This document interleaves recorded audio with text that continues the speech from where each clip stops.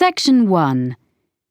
You will hear a woman who works in a furniture store taking a telephone order from a man. First, you have some time to look at questions 1 to 5.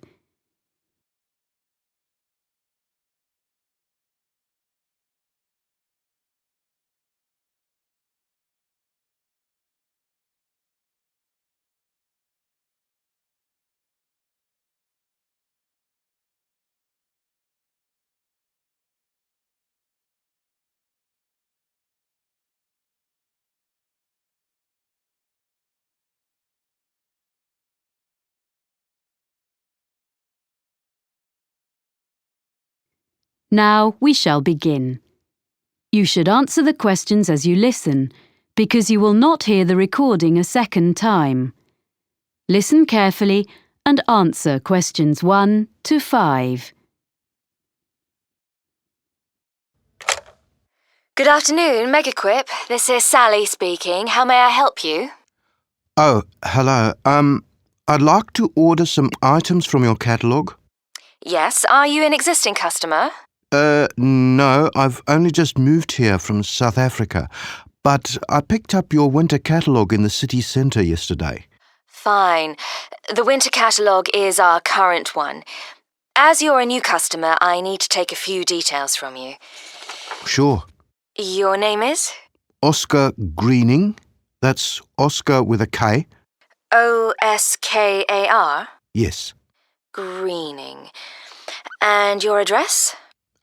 York Terrace. Here in the city? Yes. What number? It's a flat, number 52C. C. Got that. And would that be the same address for delivery? No, actually, I'm out all day, but my neighbour can take delivery at number 5 York Avenue. It's just round the corner. OK, fine.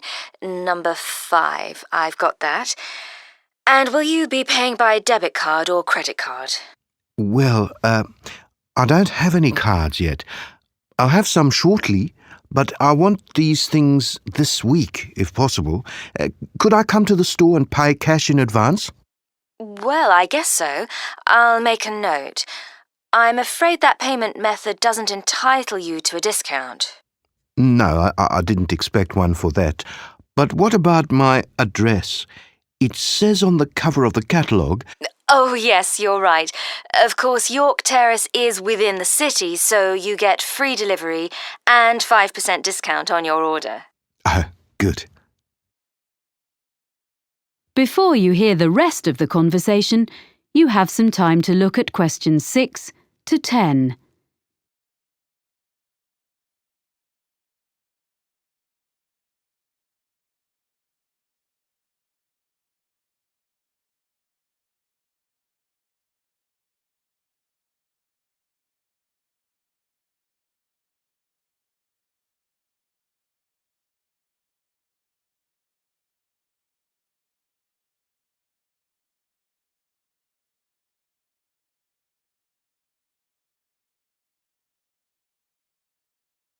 Now listen and answer questions 6 to 10. So, what would you like to order? You have our current catalogue, you say? Yes, I need 3 things for the room where I study. My office, I guess. The most urgent is a desk lamp. Is your catalogue number 664 in stock? 664? That's, not home office. It's in the living section of the catalogue. It is. I want a small one that clips onto the edge of the desk. Yes, no problem. In which colour? I'd like the greyish-coloured one, please. Oh, you mean the shade we call slate. Yes, it's a nice colour. And I wondered, could I get that when I come in to pay, rather than waiting for delivery? I really need to be able to read at night, and the lights in this flat are useless.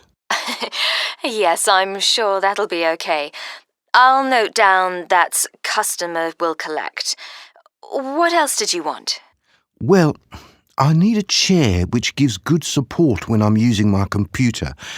I saw one in your home office section and I think it would suit me. It's on page 45, item number 129. Yes.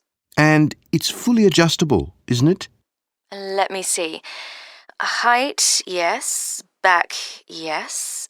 I'm not sure about the arms, though. Oh, that could be a problem. I'm very tall. What about 131 on the same page? That has adjustable arms, seat, everything. But can I get that in the same colour? I mean, the green, like the one it shows. Oh, they all come in the full range of colours. OK. So I'll go for 131 in green then. I think you'll like that. My brother's very tall and he uses one. We can make sure there's one on the delivery van to you early next week. Oh, good. Thanks. And so, lastly, I need a filing cabinet for my documents. A little filing cabinet with 2 drawers. OK, 2 drawers. Do you want the ordinary one or the lockable one? It's an extra £20. Sorry, what's that? You can have it with a lock, which is more secure. Oh, yes, please. OK, so that's number 153. It doesn't by any chance come in slate, does it? Well, it's similar, but the commercial office furniture doesn't come in so many shades. So it's grey? That's right. Fine, that'll do. Now, about delivery, the 2 items will probably come at different times, as we have the chair in stock here, so our van will bring it, as I said. The filing cabinet will be coming direct from London, so today is the 29th of September. Say not more than 4 days. That'll be delivered on or before the 3rd of October. You'll have them both within 4 days. That's fine. I'll drop in tomorrow morning to pay and get the lamp. Thanks for all your help. Thank you for your order. Let me know if we can do anything else for you. Thank you. I will. Bye. Bye. That is the end of section 1. You now have half a minute to check your answers.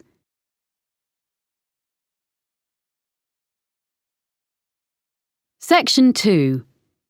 You will hear a man taking a group of tourists around a museum site.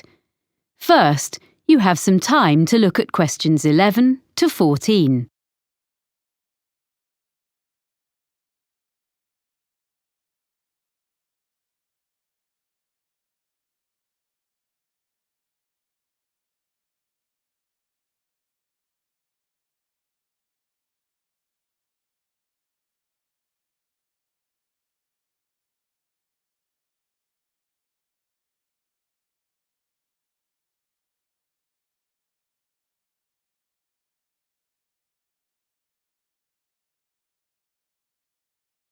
Now listen carefully and answer questions 11 to 14.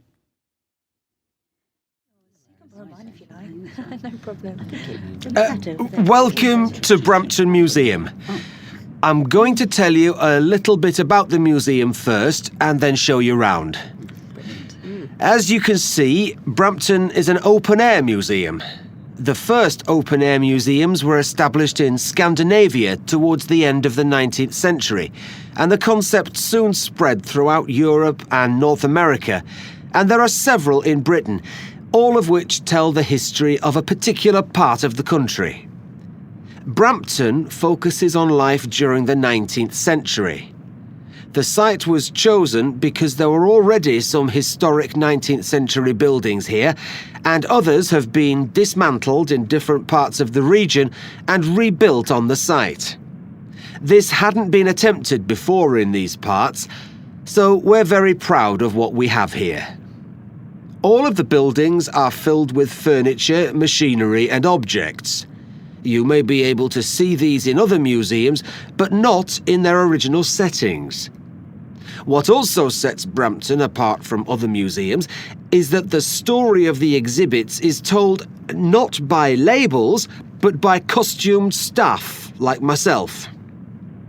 I look after sheep, cows and hens, which are much the same as those you see on modern farms, but I use traditional methods to care for them. You will also be able to see a blacksmith and a printer, as well as other craftspeople. If you talk to them, you'll be able to find out what life was really like 150 years ago.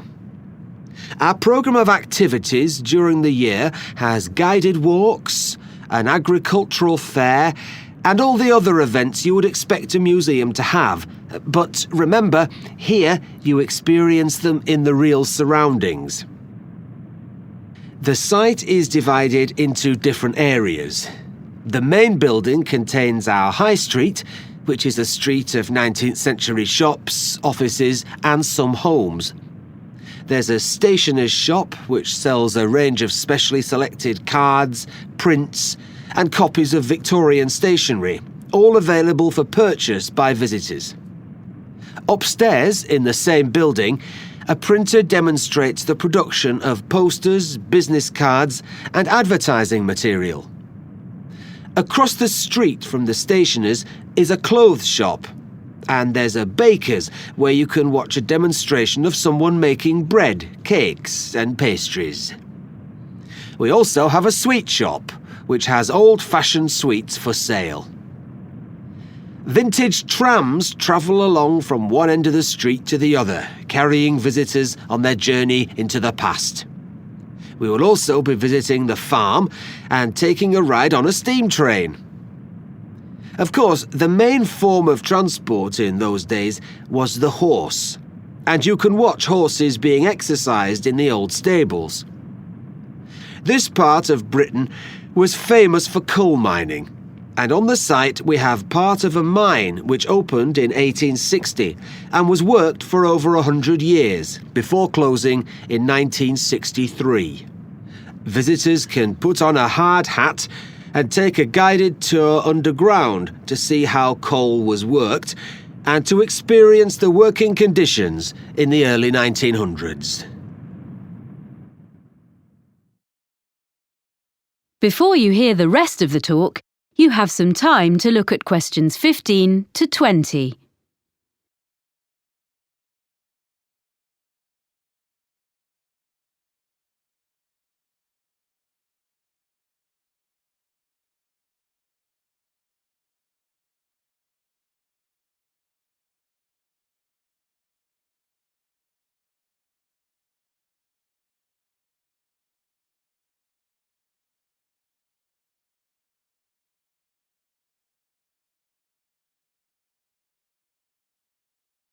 Now listen and answer questions 15 to 20.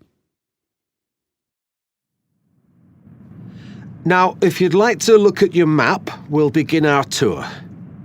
The site is a bit like a circle, with the railway going round the edge. You can see where we are now by the entrance, and we're going to start by walking to the High Street. We'll go to the crossroads in the middle of the map and go straight on, making our way between two buildings on either side of the path. The larger one is an exhibition centre, but it's not open today, unfortunately. The other building is offices. The path leads directly to the High Street building, which is at the opposite side of the site to the entrance. Here you're free to wander around and take a ride up and down on a tram.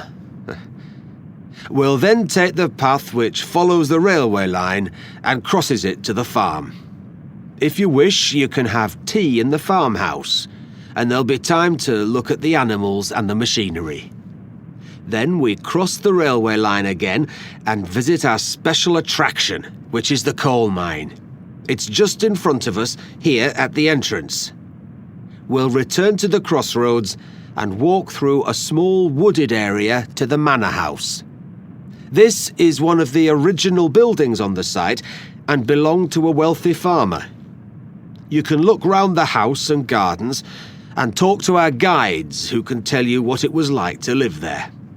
We will then follow a path which goes past the pond and will take us to the railway station, which is situated between the path and the railway line. Finally, we'll take the steam train back around the site, passing alongside the high street and the coal mine back to the entrance. So, if you'd like to follow me...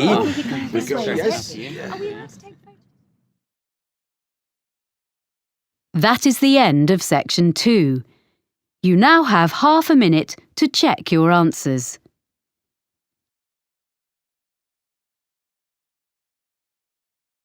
Section 3.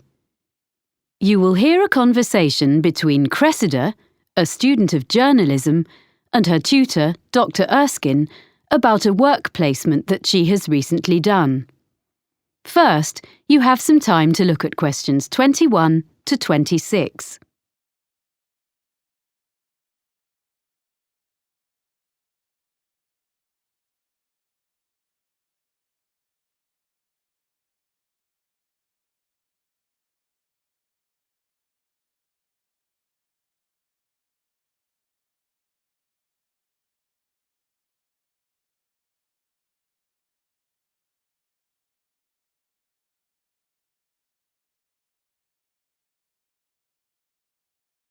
Now listen carefully and answer questions 21 to 26. Well, Cressida, that was an interesting presentation you gave yesterday on your placement at the TV News Centre. Thank you, Dr. Erskine. I did work hard on it. Yes, and you did entertain the class. They enjoyed your humour, but you informed them too. But I felt there was a bit of a backstory. You know, something you weren't telling us. So how was it really? Yeah, well, I learned a lot, as I said. Mm-hmm. But I think some of the lessons weren't ones I wanted to share with the whole group. Ah. I mean, my expectations about what it would be like were too high. I'd been fantasising a bit about what I'd be doing. I mean, it all worked out okay in the end. But I got off to a bad start. Yes, I heard something similar from the producer, Ainsley Webb, who assessed your performance. He was quite negative about some of the things you did and your initial attitude, I'm afraid. Would you like to give me your version? I didn't prepare properly is the main thing. On my first morning, I hadn't checked my commuting route properly. And I didn't notice that it says the buses don't start till 6. I had to run all the way to the studio, but I was still late, and I looked a mess. Well, better at this stage of your career than later. To be honest, I made the same kind of mistakes when I was your age. But anyway, as I say, I think the presentation yesterday went extremely well, and I will bear that in mind when I grade your work experience overall. Thank you for being so understanding. Right. Now, have you completed your diary of what you did there? Professor Jenkins hasn't received it, he says. Yes, I have finished it, but I wanted to just tidy it up a bit. Some of it was written in a bit of a hurry. I'll email it to him this afternoon. OK, but I'm afraid he says this will have to be the last time you submit late. Journalism is all about deadlines, and if you can't manage them on your course, he can't give you a diploma saying you're competent, can he? Oh, yes, I'll do it straight after this. I didn't realise. Well, he can be a bit abrupt if he's kept waiting.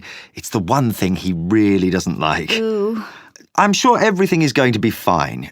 You're getting very good grades on your work, so as long as you remember that. Yes. Now, did you manage okay generally, do you think? Yeah, okay, I think. Well, it took a while to get to grips with all the equipment. Some of it was quite old, not as fast as what we have here in college, and at first I kept thinking it was my fault. I wasn't pressing the right buttons or something. The thing was, none of the TV centre staff asked me if I wanted instructions. If I asked them how to do some particular operation, they were perfectly civil and would show me, and even say thank you for what I did do. But I felt awkward to keep asking. Before you hear the rest of the conversation, you have some time to look at questions 27 to 30.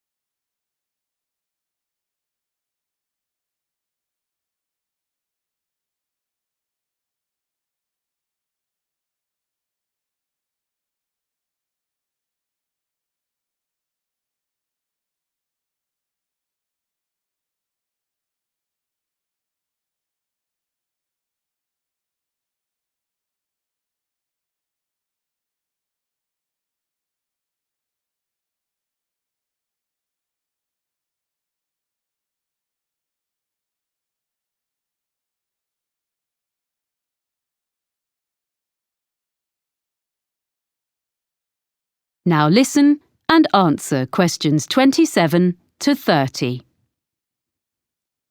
Now, let's just review where you are, your write-up, and what you're going to include going forward to next term. First of all, did you eventually feel you were given enough to do? The first couple of days were manic. The production team was short of staff, and I was rushing all over the building, taking messages to various people and fetching things.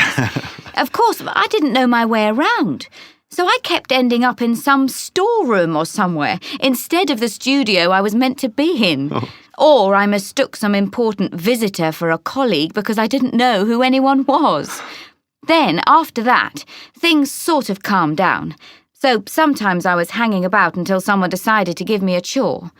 But I had a piece of luck at the end of the week, because they got a new bit of equipment which was the same as we have in the editing suite here, and I knew how to use it, which none of them did.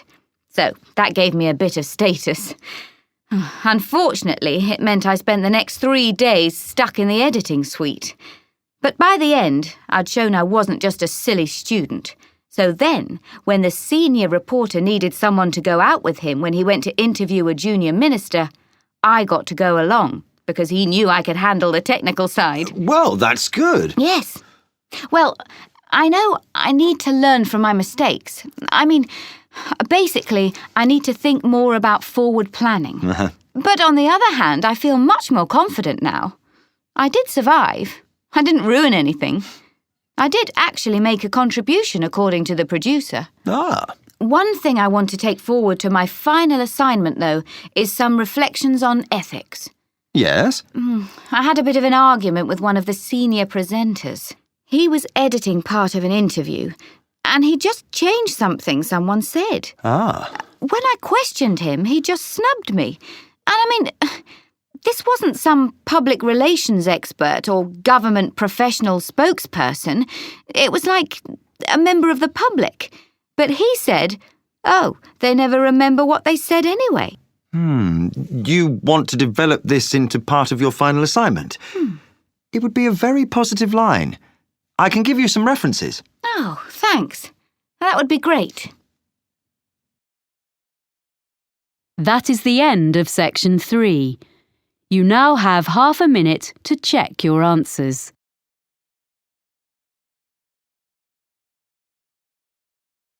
Section 4. You will hear a lecturer talking about the history of the electric guitar. First, you have some time to look at questions 31 to 40.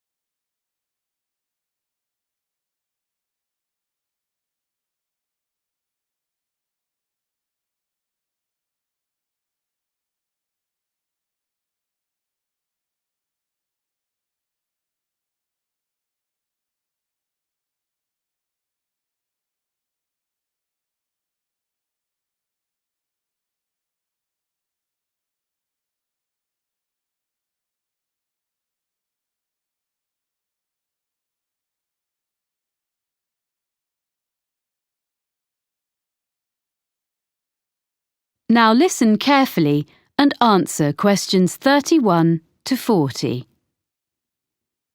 During today's lecture in this series about the history of popular music, I'm going to look at the different stages the electric guitar went through before we ended up with the instrument we know so well today.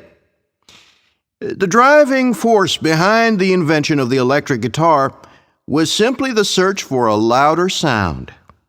In the late 1890s, Orville Gibson, founder of the Gibson Mandolin Guitar Manufacturing Company, designed a guitar with an arched or curved top, as is found on a violin. This made it both stronger and louder than earlier designs, but it was still hard to hear amongst other louder instruments. During the 1920s, with the beginnings of big band music, commercial radio, and the rise of the recording industry, the need to increase the volume of the guitar became even more important. Around 1925, John Dappiera came up with a solution. He designed a guitar known as the National Guitar with a metal body which had metal resonating cones built into the top. It produced a brash tone, which became popular with guitarists who played blues, but was unsuitable for many other types of music. Another way of increasing the volume was thought of in the 1930s.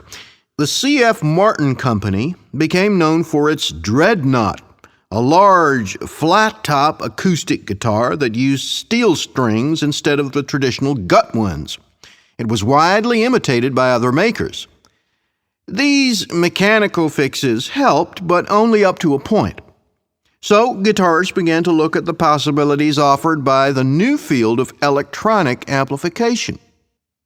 What guitar players needed was a way to separate the guitar's sound and boost it in isolation from the rest of a band or the surroundings. Guitar makers and players began experimenting with electrical pickups, which are the main means of amplification used today. The first successful one was invented in 1931 by George Beecham.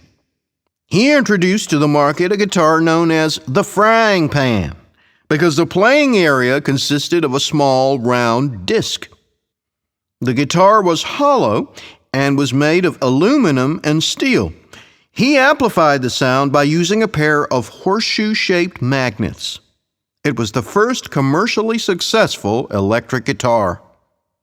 So by the mid-1930s, an entirely new kind of sound was born. Yet along with its benefits, the new technology brought problems. The traditional hollow body of a guitar caused distortion and feedback when combined with electromagnetic pickups. Musicians and manufacturers realized that a new kind of guitar should be designed from scratch with amplification in mind. In 1935, Adolf Rickenbacker produced a guitar which took his name, the Rickenbacker Electro-Spanish. It was the first guitar produced in plastic, which, because of its weight, vibrated less readily than wood. It eliminated the problems of earlier versions, which were plagued by acoustic feedback. The Electro-Spanish had its own problems, however, because it was very heavy, smaller than other guitars of the period, and was quite awkward to play. Developments continued, and in 1941, Les Paul made a guitar which he called the Log, and true to its name, it was totally solid. All previous guitars had been hollow or partly hollow.